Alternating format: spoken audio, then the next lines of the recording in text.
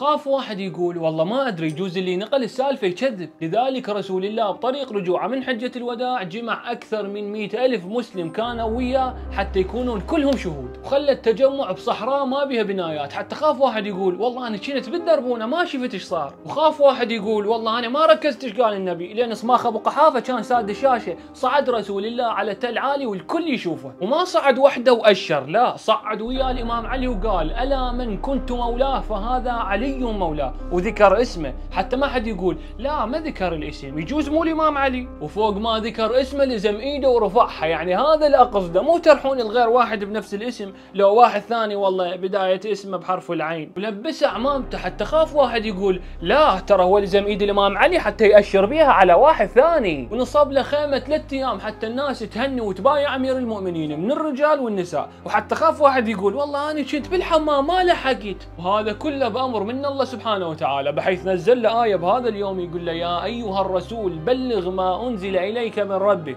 وان لم تفعل فما بلغت رسالته. عجيب، يعني رساله محمد تكمل بعلي بن ابي طالب، ولولا هذا التبليغ لما كملت رساله السماء، لذلك قررت ارجع بالزمن واشوف بعض الصحابه شنو رايهم بهذا الموضوع.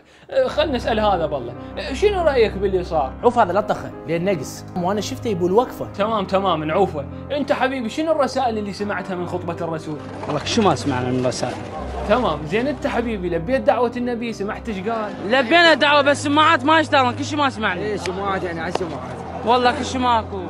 زين انت خالي شنو رايك بهيج مشروع الهي بتنصيب امير المؤمنين؟ ترى ماكو هيك مشروع، كذب! ترى دولة رسول الله بكبر هدت وجهك الطريق علي، شنو يا دولة تريدها توجهك بالله؟ على شرط ان تجي دولة تكفر مع الله، خلينا نسوي لنا. خلونا من هالناس الظاهر ما يقتنعون، اللي يريد تقوله انه قضية الغدير اهم من قضية عاشوراء، فاحيوا هالمناسبة مثل ما تحيون يوم عاشوراء، وتذكروا الحمد لله الذي جعلنا من المتمسكين بولاية امير المؤمنين. الحمد لله الذي